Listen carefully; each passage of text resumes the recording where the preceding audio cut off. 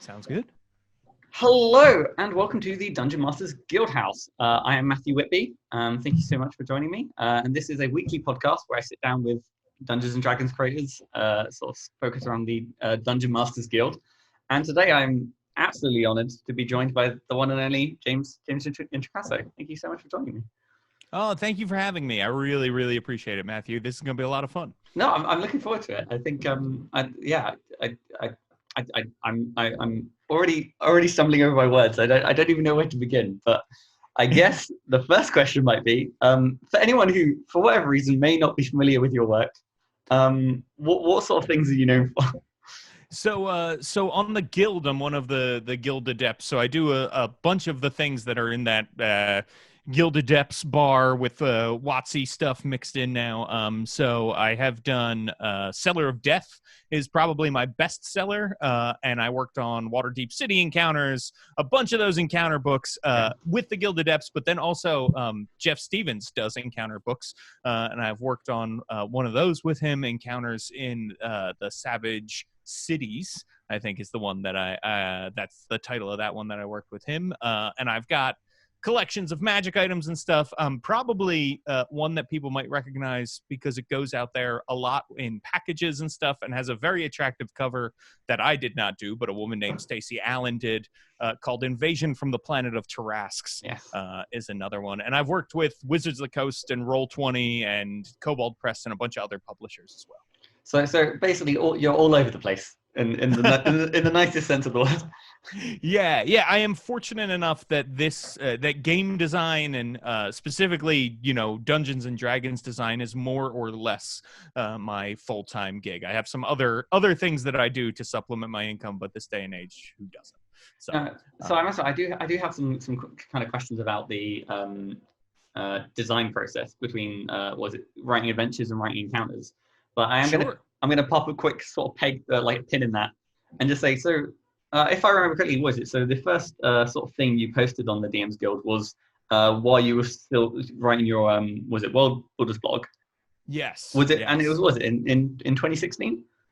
Yeah, so that was, I guess, January 2016 is when the guild launched, right? Mm-hmm. And so I had already put a bunch of stuff on my blog that was available for free on the blog. Magic items and monsters and, backgrounds, things like that. And so when the guild went up, I thought, I have to get this stuff on there because people, Wizards of the Coast specifically, said that they're going to be looking at people, and right now the pool is very small, right? So I have the things written, I need to get them on there, and they did very well. Now if I had put those on the guild this week, they would not do very well. They are poorly laid out. They are poorly edited. They have a lot of problems. They are pay what you want because, and the reason for that is I had originally put them on my blog and said these will always be available for free, and I had to take them off my blog, right, because of the Dungeon Masters Guild sort of right. So I made them available as pay what you want because for that reason of I didn't want to go back on that promise of you can always get this for free. I'm sorry, now that there's a marketplace where I can put this, there isn't, right? So those first products, it was, I think the first thing I did was the Catastrophic Dragons. Was one of the first things I put up, and the Archons, a collection of if you played older editions of D&D, the Hound Archon and the Trumpet Archon and the Lantern Archon were those kinds of things. So They've got a theme for holding things. right, exactly. I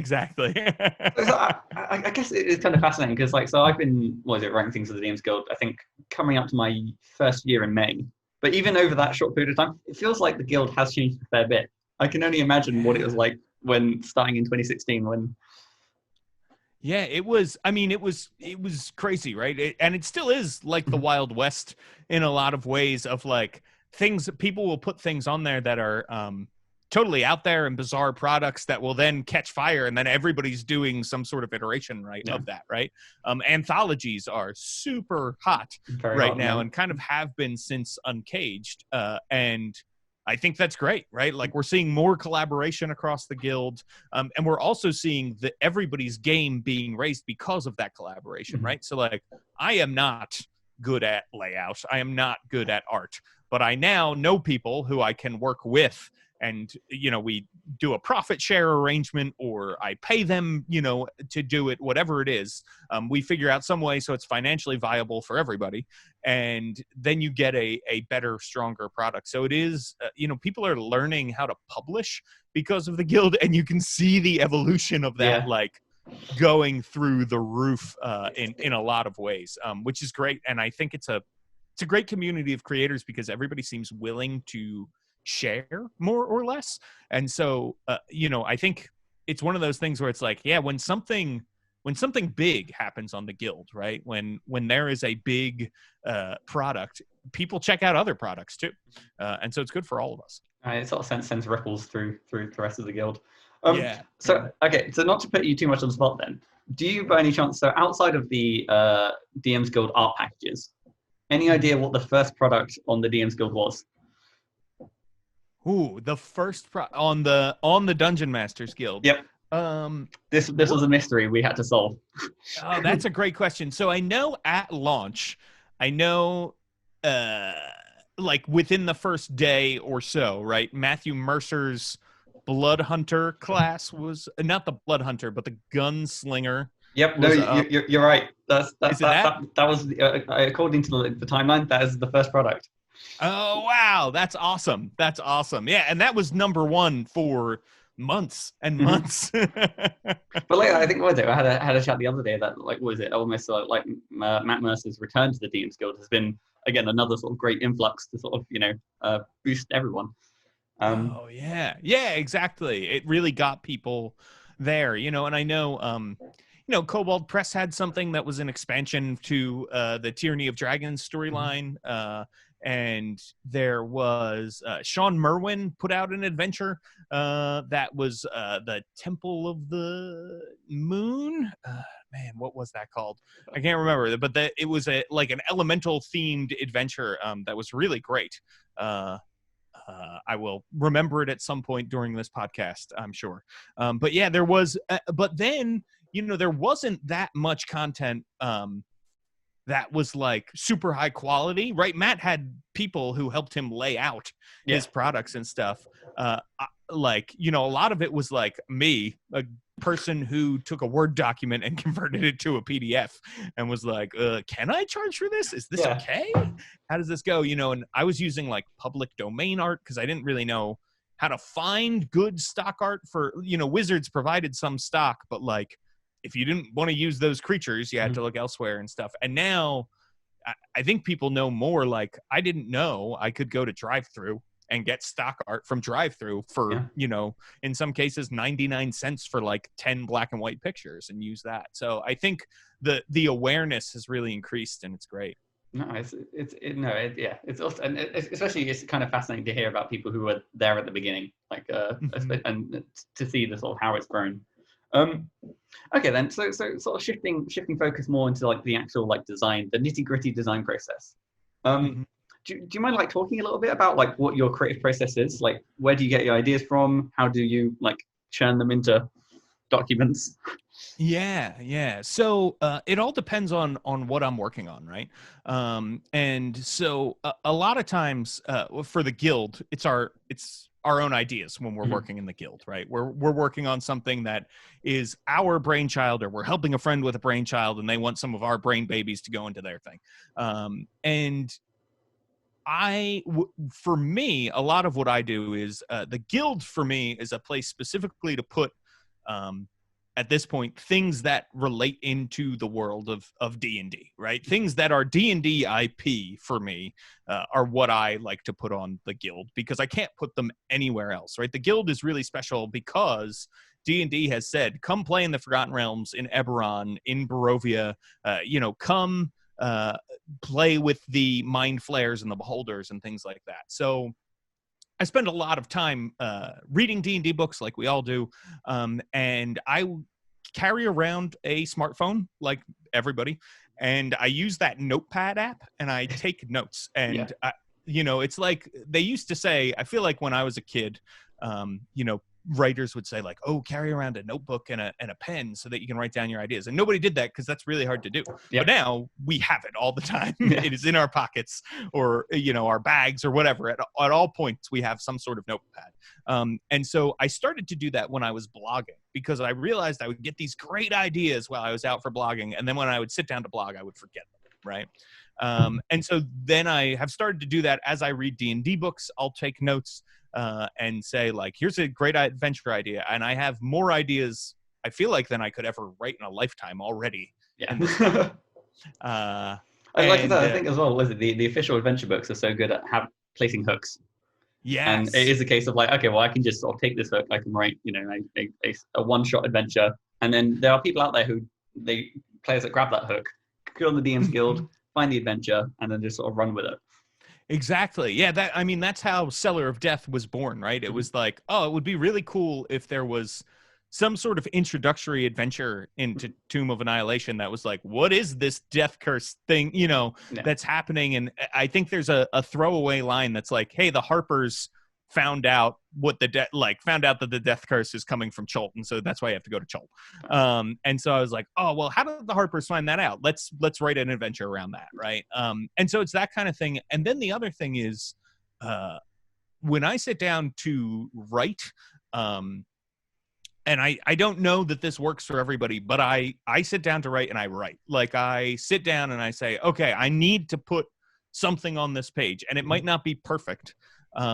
And it never is, even when I'm in the zone, right? And I'm like, oh yeah, this is great. I'll go back and read it, and things need to be adjusted and tweaked. And that's just how writing works for many, many people.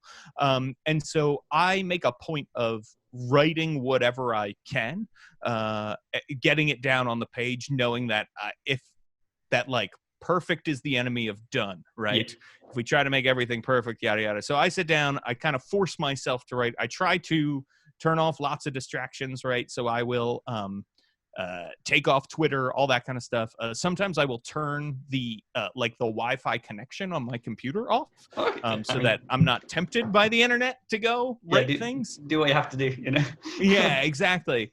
And then I write. I know a lot of people will like skip around or whatever. I write pretty much I start with the introduction. So like chronologically. Yeah, exactly. And I outline before I do any of that, right? I sit down and I say, this is what I think the structure for this is going to be.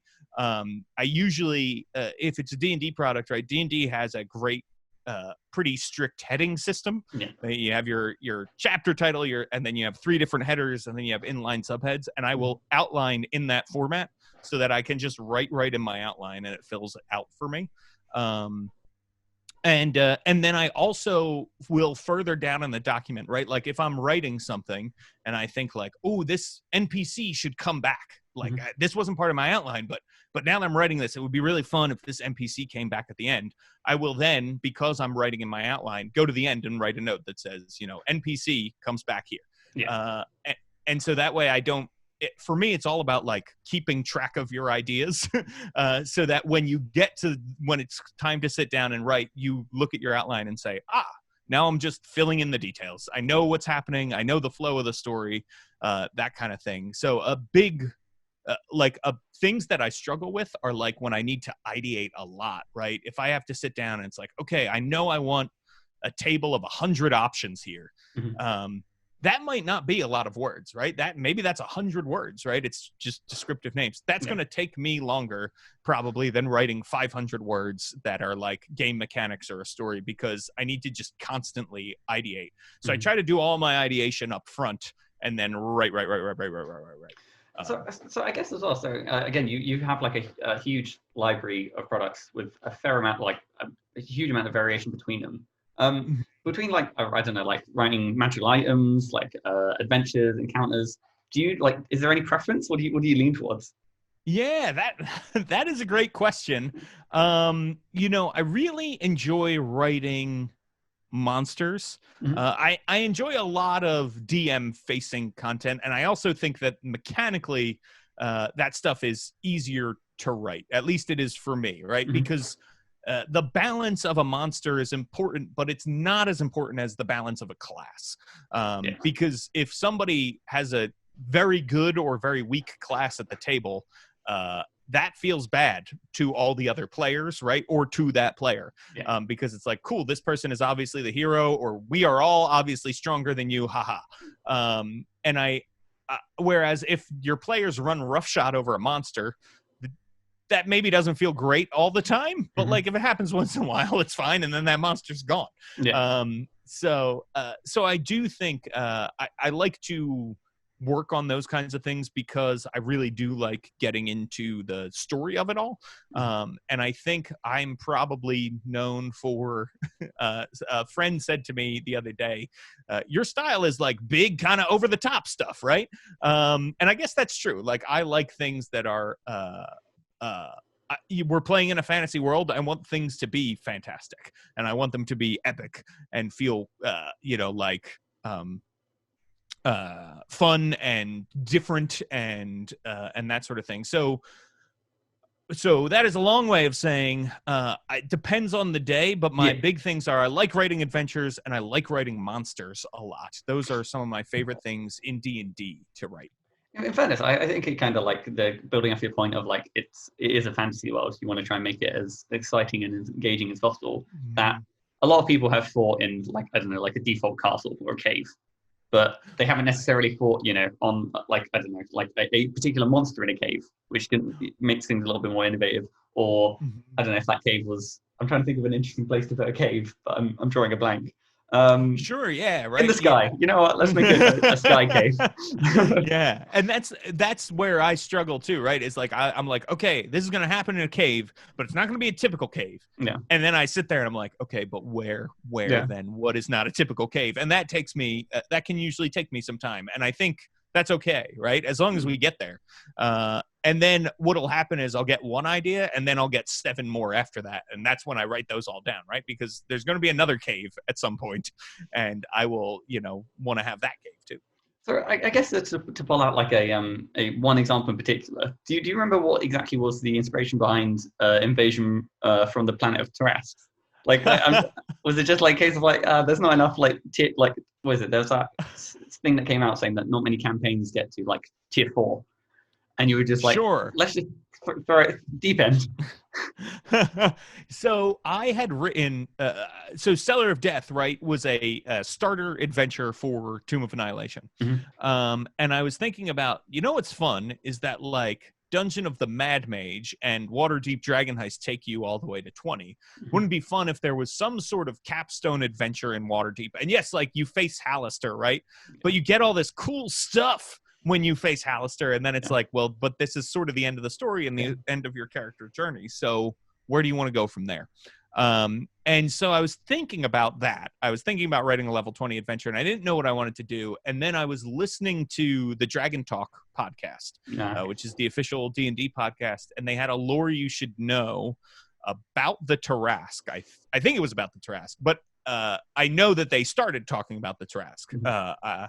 And they talked about this planet called Falks that is a planet of Tarrasques. And I was like, whoa, this is crazy, right? And I looked it up, and sure enough, there's this planet that it's in a Spelljammer supplement, has a bunch of what they call Tarrasque-like creatures on it. And it's theorized perhaps the Tarrasque itself came from there. And so I started to think about like, okay, so how does this happen, right? What I want to see now is not just one Tarrasque, but many Tarrasques in the city of Waterdeep. And the other thing is I love the Tarrasque. I have since I was a kid playing D&D, and there's a lot of complaint about the 5th edition Tarrasque, and that it's, that if you have a pair of winged boots and a magic bow, you can kill the Tarrasque from afar by nickel and diming it, which is mechanically, right, very true. But if I was the DM, I would just have the Tarrasque like grab some earth out of the air and throw it at a person, right? Yeah. Like it's, and so I wanted to then add some rules for that and make Tarrasque variants and stuff like that. And so that's where that came from. Wow, it's kind of. I think what is it? I think what the DMsGuild does really well, and a lot of the crazy is they just identified like gaps in design space. And it's a case of like, well, I mean, if I want this, chances are there's a bunch of other people out there who also want it. And then next thing you know, it exists. Yeah, yeah. And Invasion from the Planet Tarrasques was a risk, and it's also, I think, by nature of what you said, right? It's high level play, Mhm. and so it doesn't get a lot of. It doesn't get as many sales as something like Cellar of Death, which is level 1 adventure, right? But I still am very proud of that. I still really love that adventure. I have run it a bunch now. And it's just it's super fun. So yeah, so that is that's where that came from. Well, And awesome. No, thank you for the yeah, sort of deep dive into like finding out where it sort of came from. yeah, yeah. So we kind of touched on this a little bit in talking about like how you kind of lean towards adventures and writing monsters. But when actually like again, so you're working sort of chronologically through a document. Is there like a favorite part of writing? Like let's take an adventure for example. Like what is like is it like room descriptions? Is it box text? Is it? Well, am I being baited here? No, I don't know. No, me no. Yeah, Never. no. I think my favorite thing that I really enjoy writing about are I really enjoy the like writing the role playing section. So if you were to open up a Wizards hardcover, right, you might see a section that says like role playing Strahd or role playing, the King Hecaton, whatever it is. Yeah. And those are kind of my favorite things to write because I like getting into what makes people tick and giving the DM some notes that will help them run a successful role-playing encounter. And also what I really like about that is I think there's a challenge there between being too prescriptive and not enough. And that's, so I like trying to meet that challenge of like, am I giving you enough to play with, but also not so much that you feel like one thing must happen a certain way, right? So I was going to say, like, a question stemming from that is like, if you were to give like tips from someone, if they've come to the document where it says role playing as X, what are like some like I don't know like tips or like what do you go to and like saying when you've hit that milestone where you're like, yes, this is a good one. So for me, I think it's I think it's all about describing who they are, not necessarily what they do, right? I think it's great to say, like, if combat breaks out, this is how they, this is how they act. This is what might drive them to attack the characters or whatever. But I also think it's great to keep things open if they're an NPC, who has a personality and is more than a gibbering mouther, to give them aspects of their personality and tell the DM like where are they coming from. I think we watch movies about making film and theater and we see the actors always asking what's my motivation, right? And that's what you want to give your DMs, like what is the motivation? Why does Strahd act the way he does? Because I think giving them that why will then help the DM take it in a totally different direction, right? Like everything Strahd does is kind of about Irina and trying to get the heck out of Barovia, right? And so if you have those two motivations in mind and you're like, okay, and we also know that Strahd is a smooth operator who is manipulative, and these are their goals, how they might act in an encounter and what they might want from an encounter. And so those are sort of the things. Is like, and how bad do they want those things, right? Is Strahd willing to give his life for something? Is he willing to enter combat for that? Probably not for a sandwich, right? But no, for if it was like maybe like an arena sandwich. yeah, exactly. So yeah. No, awesome. Yeah, no, I think I funny enough, I kind of echo like anytime I get to write like snippets of like NPC text or like speech. I feel like I enjoy those moments the most because it's you learn a lot about the person by what they say, Yes. and also by what they do. But it's sometimes if you can summarize a character in one sentence, then yeah, I mean I think it is. I think it's really true, right? That that being able to write concisely, I think, is important, right? And it can be really hard, especially when I think all DMs are different, right? Some prefer more of one kind of information and less of another, and vice versa. And so trying to find a happy medium that works for everybody is really quite difficult. And why it's good to have a good, what they call a development editor, right? Which copy editors are amazing. They, look at your typos and fix your format and massage your text so it sounds better. But development editors are people who look at something and say, I'm not sure what you're trying to do is coming across here. Yeah. And that's great too. So I guess what this is a question of like how like a Guild Adept project kind of differs from a like a personal project. I imagine is there more like not scrutiny, but is that the right word to love? Like I imagine more people are involved in the Guild Adept process. It's it kind of depends on the products, right? So for the most part, I would say not really. So the Guild Adept projects, for people who don't know, it's the Guild Adepts make products that are meant to support WotC official hardcover releases.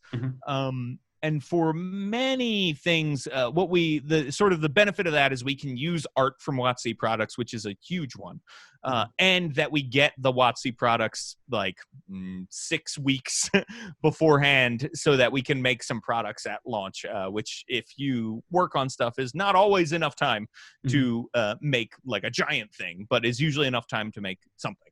And we sort of know down the road what's coming, right? So like, we have ideas about what might be coming. Yeah. If that product becomes Adventurers League legal, as some Adepts products have in the past, the product is made the same way any collaborative product is made on the Guild. We work amongst each other and we say, this person is leading, this person is going to do layout, this person is going to write this section, this person's going to write that section, all that kind of stuff. And then we put it together and we put it up on the Guild. It gets run through sort of like a blurb, goes to Chris Lindsay about like, hey, this is what it is. And he gives a thumbs up or a thumbs down. I don't think I've seen him thumbs down anything. That's good. No, that's good. Yeah. I mean, most of what has been proposed is, nothing is risque or anything like that. There's a, like, you can almost always guarantee like an encounters, which is always something of a safe bet. Yes, yeah. So that's and that's a thing, that those are collaborative and those are quick to write, and that format has evolved for us over the years. And then there's other things. It all depends. Some things are get weirder and more out there, and some things don't. But if it's an Adventurers League product, the Adventurers League admins will then review the product and say yes or no, this is going to the Adventurers League. So the Adventurers League admins have been so busy in the last year and a half that I don't think anything has been approved that we've published. But not because the review process is backed up, because they have so much other stuff that they are doing. No, right now. I think was it. So I've the writing. I thought like, when I came to sort of try and write my first CCC adventure or Adventures League, it is a whole other beast in itself. There's like so many more hoops to jump through. Yes. But it's an interesting challenge and stuff like that. It's sometimes restrictions can allow you to be a little bit more creative. But definitely. I was going to say thank you for kind of peeling back the curtain of the Guild Adept system. Oh yeah, I feel like sometimes there's a lot of mystery that doesn't necessarily need to be there. I know people often ask about like how to join the Adepts as well. I wish there was some sort of process in place for that. So right now, I know the way it works is that WotC is looking at and reviewing material, and they kind of make offers when they feel like they want a fresh round of Adepts and that kind of thing. No, I wish there was a more firm process in place, but that's what it is right now, and I think it's just WotC is extremely busy too, right? Yeah. I mean, it was nice to see that the Guild Adept almost has like a roaming cycle with people coming on and stuff, and I think that's nice. It's nice to keep new voices getting involved, absolutely, different perspectives. Absolutely. Okay, so to bring a slightly negative tone to the interview, when it comes to writing, is there any like you mentioned ideation being a part of having to sit down and just think. Sure. But is there anything that like is your least favorite part of a project? So I do, because I don't do them a lot, I struggle sometimes with player options when I do get there. That's something that I want to work more on, is like making kind of balanced really subclasses. I feel pretty good about feats and spells, and I know how to play test those, you know what I mean? So I feel like I can get those, but like something like a subclass, I really those are things that subclasses and classes I would like to be better at designing, and so I struggle a little bit with that. And then the other thing that in adventure design that I struggle with sometimes is traps. And I have made some traps that I really like, but they take me a while to get there. And then I've made some other traps that I'm like, man, this feels like a boring kind of like it's a pit in the floor, right? And so those are, and luckily traps I think are in most adventures are best used sparingly, unless you're creating like a death trap dungeon. At which point you should let people know up front what they're getting into before. Absolutely. Yeah. And that style of play is not for everybody. And I think that's one reason I struggle is when I make a trap, I want to make it something that is fun and surprising, but like also isn't just overcome with a skill check, that kind of thing, or is at the very least creative. I have one trap that I'm very proud of. Oh, detail. It's in a product called Abyssal Incursion, and Baphomet, the Minotaur Demon Lord, has all of these trophies on his war barge that he's taken into Avernus, and players might sneak on to the barge for any number of reasons, and he's got one of the trophies that he has is this giant stuffed purple worm that he has killed. And in that, if you're playing through, I guess fast forward 30 seconds, but in that worm is a treasure chest. That treasure chest has a glyph of warding that casts the resurrection spell on the worm. And so if you activate that, any players that are inside the worm at that point start the battle swallowed. So that's deep. I think again, what's nice about making traps is you can be absolutely devious. Like you can so actually, you touched on a point earlier about when you come to designing spells, that you have a process for testing these spells. Do you mind? Like, I'm curious. Like, what is the process? I'm going to quickly also just focus. There you go. The process for testing spells, you mean? Yeah. So there's a few things that I do. The first is the internet will provide, right? So if I have a big question about a spell, I'll share it on my blog or on Twitter or whatever. And the internet is going to tell me what I think, even if I say even if I don't directly ask for an opinion, the internet is going to tell me. So that's one way, and some people will then use it and give feedback. But the other thing that I will do is I will say, like, using Twitter or using the Facebook groups, right? The DMsGuild has some great Facebook groups where creators meet and chat with each other. And I think there's a Discord that probably several Discords that people can find where you can ask people like, hey, can anybody play test this? Can anybody do that kind of thing? I find it's better to ask someone else to do it. It's more work that way, right? Because you have to get them to do it and then give you the feedback. But it's better because they're using it the same way you would use it if it was written in a book, right? They're not you who might make some sort of subconscious adjustments or that kind of thing.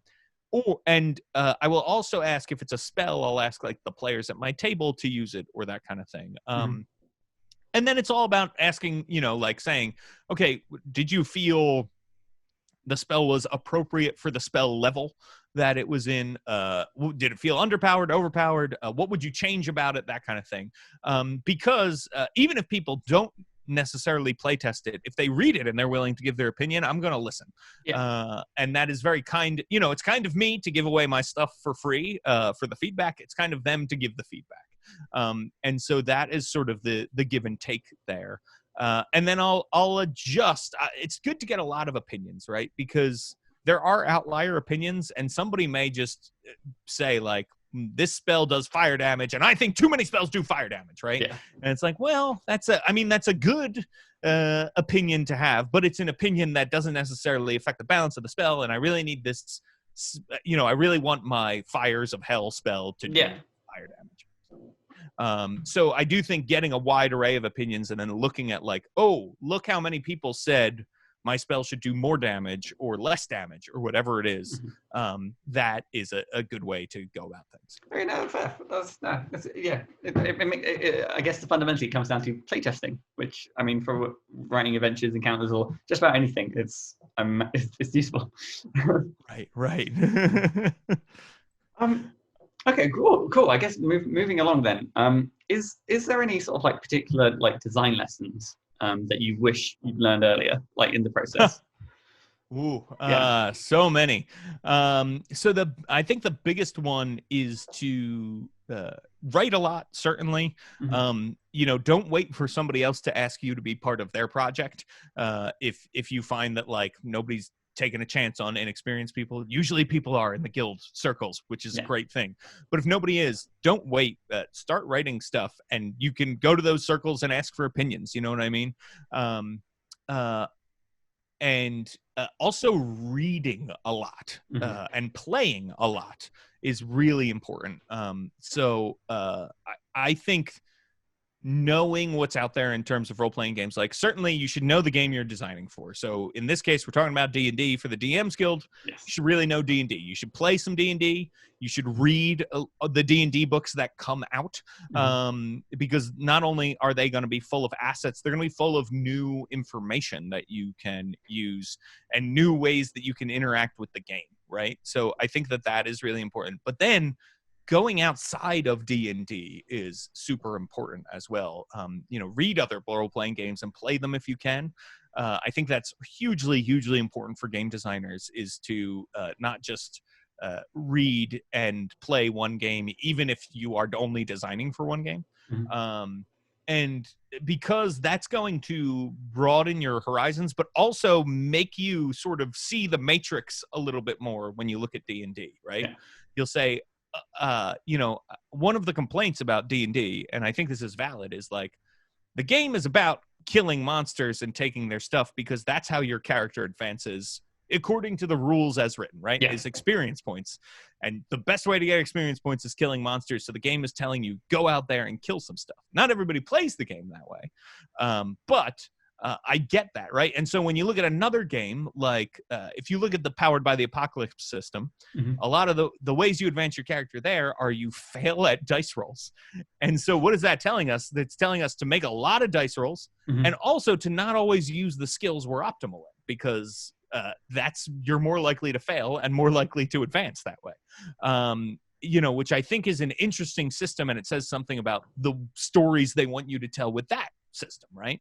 And so looking at other games and will help you understand the design overall of other things, and will help you understand how to design whatever it is you're making, an adventure, a monster, a total add-on that you want to add, whatever it is. No, I think there's also the general adage or advice that like you should try and consume as many different mediums as possible, and to like the idea of like going out and trying to expand your RPG or tabletop RPG, like palette. Maybe that's the wrong word. You're not eating them. Sure. But your buffet of options. Yeah, exactly. Yes. And then you can sort of see the strengths and weaknesses. Yeah, it's again, seeing the matrix. No, it's solid advice. I'm curious. Is there anything particular when it comes to adventure or encounter design in particular that like was something that you picked up like early that you wish you, or picked up late that you wish you had early? So many things. I think the biggest thing, right, for me is when you're writing something, I try to keep in mind that like we often talk about the pillars of D&D, right? And the pillars of play and exploration, interaction, combat pillars. And what I wish I had really thought about when I was first getting designing is that, and really when I was first GMing, is that the players, more often than not, are the ones who pick the pillars that they use, right? So, for instance, if you have a room full of goblins, and the players need to move through this room to get to whatever their goal is in the next room, they choose how they interact with that room, right? They can kick open the door and start kicking goblin butt. Yeah. They can try to go around, right? Find another path, be stealthy. That's sort of the exploration pillar. Or they could maybe bluff, talk, bribe, threaten their way through, which is interaction. And so I think approaching encounters with that idea in mind, right? Like when I try to build a dungeon, I try to think about like, what is happening here? Let's talk about what's happening here when the players arrive. And let's talk about how these creatures might react to the players. And then let them figure it out, right? I don't want to tell you that when you enter this room, the goblins must attack, right? Yeah. Because they don't have to, because the players might enter the room unseen, because the goblins might hear the players 3 rooms down and go running towards that room when combat breaks out, right? So I just try to, I think the biggest thing, right, is that when thinking about adventure design, being open and describing what is going on when the players show up, when the player characters show up, instead of saying this is what now must happen and your adventure must go through these steps, right? It's more about that's really good advice. Like the idea of like just create the scenario and the pillars themselves will emerge in. Yeah. No, that's nice. Yeah, I like that. Yeah. I think it's nice for the players, right? If you think about D&D, the way you want to play, or the way most players want to play, I shouldn't put this on other people, is they want to have their agency, right? That's the cool thing about D&D is you can do whatever you want. And so you should write an adventure with that in mind, and don't say the characters have to fight their way through this train car. There is no other option. Well, of course there's other options. They could climb on the roof. They could, climb underneath the train car. There's a lot of different things. I do like how you use like a train example when that's literally railroading. That's the things you want to avoid. So I guess I'm curious. So looking like past everything you've done and beyond to the future and beyond. I had to do the hand gesture for that. It was a big thing. Do you have like a dream project or something that you kind of wish? Yeah. So one thing that I'm for the guild that I'm doing, the guild, is I'm currently working on something that is really fun for me. It's called My Dad's Monster Manual. Yeah. And so it's this project where I am sitting down with my dad, who is not super familiar with D&D. He's a little familiar with fantasy. He's a Lord of the Rings fan and that kind of thing. And I am showing him creatures from the Monster Manual. And I'm saying to him, what do you think this creature does? What do you think its story is? What do you think its name is? That kind of thing. And then rewriting the Monster Manual based on that. And so I've put some previews of that on my blog. It's a long process. There's a lot of creatures in the Monster Manual. Yeah. And we're not doing all of them because, like, my dad knows what an orc does. Yeah. And in some cases, he is getting the story right. Like, he's, so anyway, that's a whole other thing. So, but that has been really, really fun and rewarding. There's a dream project that I want to do at some point, which is I would really like to make a book of, so there's two things that I want to make. I want to make a book of continuations. So taking the hardcover adventures and continuing the stories, right? So Tyranny of Dragons, all the hardcover adventures that end before level 20, and saying this is what could happen next. And so like Tyranny of Dragons, you would go into Avernus and try to kill Tiamat in Avernus so that she can't come back, right? In the big one that I really want to do is in the Out of the Abyss storyline, Orcus. What's happening with Orcus, right? We don't really know a ton. And so I want to, I have this idea that, like, maybe Orcus, because he's involved with these illithids and has resurrected an elder-brained as this undead monstrosity, keeps him kind of in place when all the other demon lords go back. Yeah. And so now you've got to find a way to fight all of these undead illithids and get to Orcus and send him back as well. The worst combination. Yeah, exactly. Illithiches. So there's that. And then I want to do a similar project, which is, what is the story when you fail to win at the hardcover adventures, right? So what does Forgotten Realms look like if Tiamat wins? If the Giants win in Storm King's Thunder? If the Demon Lords win, right? Like, I want to go through each of those so that if you are playing through those adventures and have a TPK, the Dungeon Master could say, cool, we're going to everybody roll up new characters, because now we're playing in 10 years later. Tiamat has won because your old characters failed, and how can your new characters correct that mistake? In fairness, both of those are really awesome ideas, and I think you can sort of see how essentially it's almost writing a new setting, because like Tiamat like ruled Forgotten Realms is not going to be maybe recognizable in the same way. Yes, exactly. So, that would be really fun to do. And then sort of smaller things is, I love Eberron a lot. It's one of my favorite settings. It is my, of D&D settings, it is my favorite. And I would love to just write a bunch of guides about, like, this is how you could set Dragon Heist in the city of Sharn in Eberron. This is how you could set this, take it from the Sword Coast and set it over in Corvair or wherever. So, well, as I say, I think you mentioned something similar as well with the making connections to Baldur's Gate Descent to Avernus for other campaigns. Yes. I think it is a case of, like, at the end of the campaign there is always that sort of attachment to characters, and to be able to have, like, a continuation of the story, that not necessarily the end of the hardcover isn't the end for all. Right, exactly. Yeah. No, sign me up. I'm on board. We should collab. It would be awesome. So yeah, I would love that. So actually, speaking of collaborations, then, is there anyone on the DMs Guild? Like, I imagine there's probably a bunch of people in the DMs Guild community that continually inspires you. Yeah, there are a ton of people. So all of the adepts, obviously, we sort of inspire each other, right? You're Ashley Warren, who I think is probably going to be the number one answer to this question on any podcast you have. I was going to say, I mean, like, not just for, Uncaged, but the RPG Writer Workshop. She's doing so much to sort of bring people into the community, and it's incredible.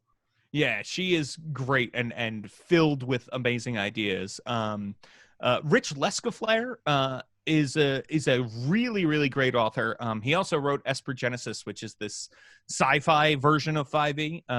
But on the Guild, he has done some really interesting things.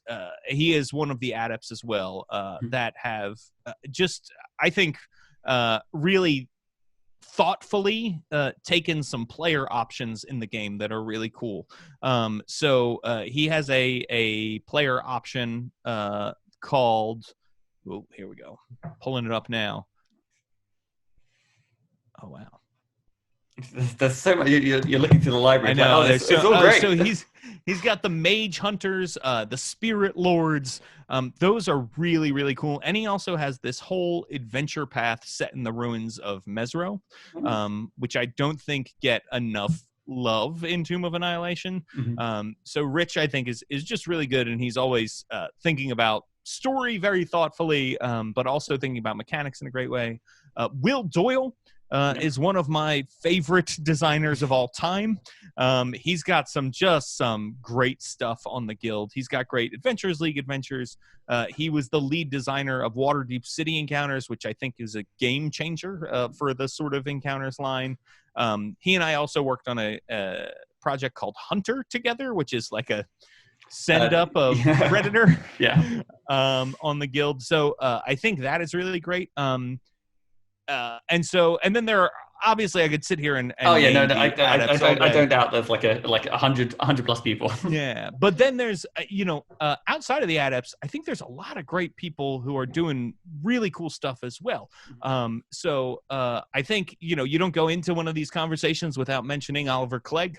Obviously, taking the ball and running with it as far as story goes in some really great, awesome directions. I think he's stealing the ball.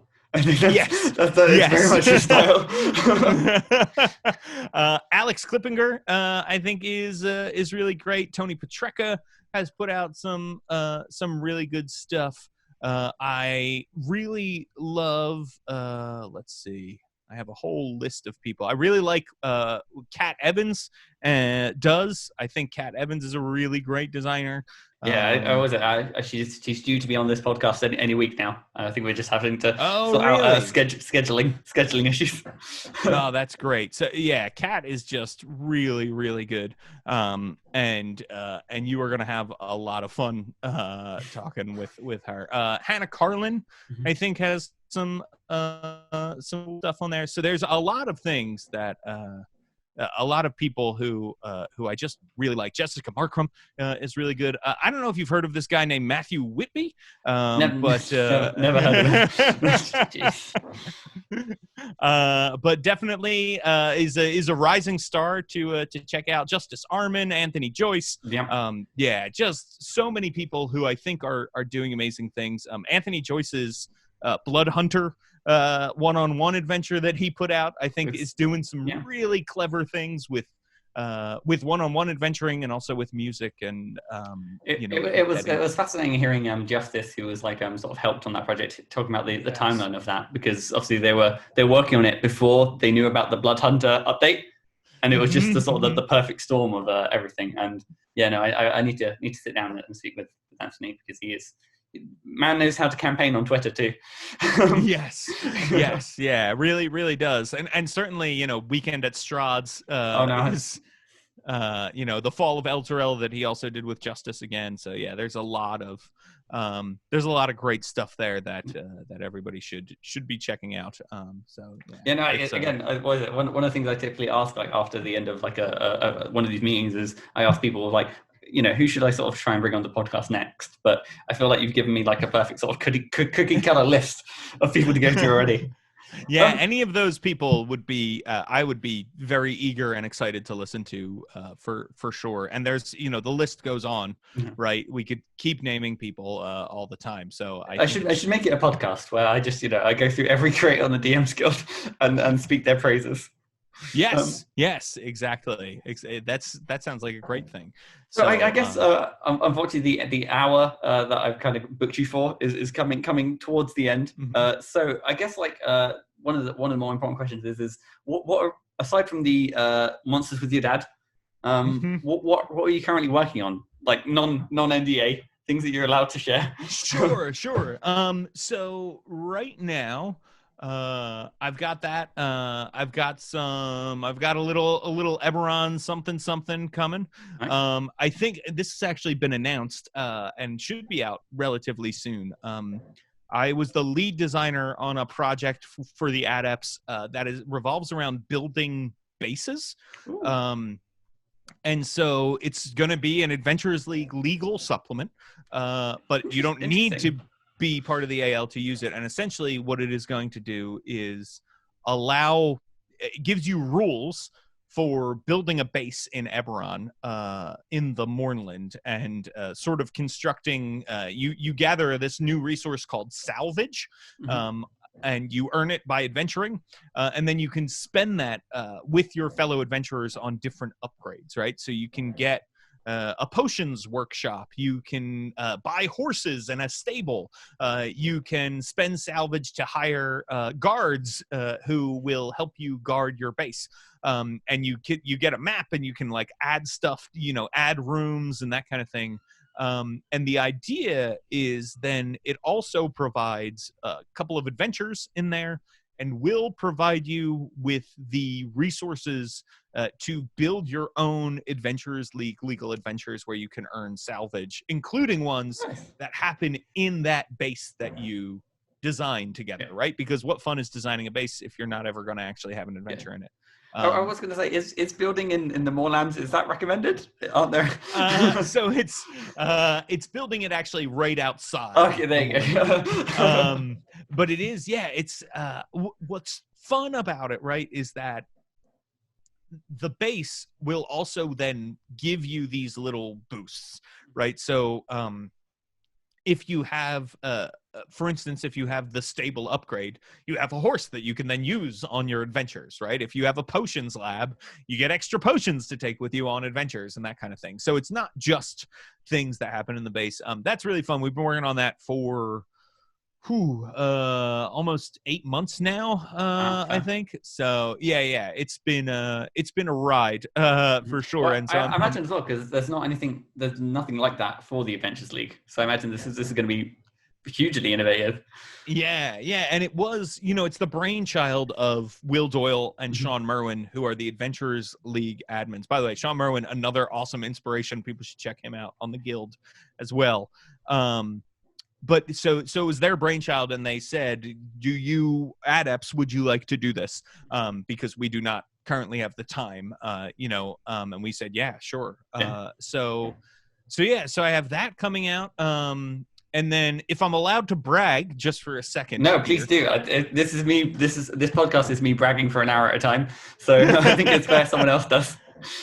So today it was just officially announced that Mythic Odysseys of Theros is coming out in June. And I got to contribute to that. So that's another upcoming. I know that's not on the Guild. Like I said, I think official D&D products fall within the umbrella. Super, super exciting. That is a really cool setting. I love Greek mythology. I studied it in college, and very, very Greek related and that kind of thing. So I'm very excited Awesome. that is part of the jam as well, part of the sauce. I take it you can't quite disclose what you worked on just yet. Not yet. Yes. Okay. Not yet. In fact, I just checked to make sure it was officially announced before I think I saw there was like it's as D&D products sometimes are, there was the Amazon leak. Right. But yeah, so suffice to say the book has your hands involved. Yes. Yeah. Nice. Yeah. So so that's very cool. And then let's see, what can I tease? I mean, you did also have, what was it, Hag Amalgams come out? Yes, Hag Amalgams did just come out. That is inspired by Jeremy Crawford, who said he wanted to see more hags riding unicorns, more hags and unicorns in D&D adventures. I thought, what if hags are unicorns, right? Yeah. And so I put out a little supplement, beautifully illustrated by Kayla Klein and laid out by Rich Lescaflair, amazingly. It is just a book of like hags that are mixed with celestials. So the Hagacorn is in there, which is a hag unicorn sort of centaur, a hag with a horn and the body of but then we've got a bunch of other ones, the Hagtopus, the hag bear, all that kinds of thing. It's really very sort of silly fun. And so it's six of those hag amalgams. They each have layers and layer actions and things like that. But I put that out, and I didn't know until late in the process that Unbridled is coming out. And that is something that I am not contributing to, but people should definitely check out. Well, like I said, as one of the adventure writers contributing to it, you should 100% pick it up. Can you tell me, is it as wild as it sounds? Because it sounds. It's pretty wild. I don't know how much I can give away. I think I could probably again, at the very least I could talk about my adventure. But mine does take heavy inspiration from the film Freaky Friday. and there may be a hag, there may be a unicorn. That's all. I'm going to put that up in the air. And I love it. No, it's been it's amazing to sort of work on a project where you're just sort of like you're given, I guess, like free reign in such like a loose sense. It was a fun one. I'm glad Oliver took a chance on me to get involved in that one. So I think that's coming. Sounds the 30th of March, I believe. Excellent. Yeah, people should check it out. There's actually an ad for Unbridled in Hagmalgams. Oh, really? Oh. So yeah. The last page is a big full page ad for Unbridled. Which should not full disclosure. That was just Oliver and I working that out together. No one, no one paid for that ad. I wasn't like, pay for this. Next thing you know, there's like full page ads mid-adventure. Right. Yeah, exactly. Well, it was one of those, we were inspired by the same tweet. And I heard about Unbridled and I was like, well, first, this is going to blow Hagmalgams out of the water. But second, it's something I really want to support. And since it's like, if you're buying Hagmalgams, you're definitely going to be interested in Unbridled. There's some overlapping interest. Yeah, so that was sort of the idea, was like, let's get more people involved. And I would love to see I'd love to see more of that. We kind of, in our community, we all know what each other is working on. Mm-hmm. And I think it's cool to support each other that way. And to, my plan is to, once Unbridled comes out, I'm going to put a link in Hagmalgams in the, the product description and say like, hey, if you like this, go check out this thing. Nice. And I'm hoping that we can start a little revolution of that kind of thing. I said, I have next thing you know, you blink and there's nothing but hags and unicorns all over the DMsGuild. Everywhere you look, every adventure, you can't avoid it. Yeah, exactly. So, I sadly don't have much to do with Unbridled, but I want to support that in every way I can, because I want to see more content like Unbridled on as we mentioned, what is it, with the anthologies taking over the DMsGuild. Unbridled 2, I'll see if I can get you involved. I've got the in track, so that's true. You're my person on the inside now. I'm the double agent. No, okay, cool. I think that's probably just about all the time that we have. Thank you so much, James, for taking some time out to come and speak with me. It's been a blast. It's been a pleasure. Thank you, Matthew. I appreciate you having me. No, and I guess if, like I said, so the people will be able to find your Twitter handle on the screen at some point. But if people did want to find out about your work or find out more about what you're doing, where would be the best place to find and or follow you? So worldbuilderblog.com and also JamesIntrocaso.com has my stuff now. So yeah, both of those are great places to go find out. And then if you like podcasts, Don't Split the Podcast Network.com is a podcast network that I run with a great partner named Rudy Basso, where I host a podcast similar to this one, where I talk to creators. And I don't want to put Matthew on the spot, but maybe I can have him on there. No, by all means. I can again. More podcasts, the merrier. Excellent. Yeah. So you will see at some point before 2020 is over, Matthew Whitby is going to come on my podcast. Thank you. No, but I guess the very last thing I have to say is any recommendations on how you end a podcast?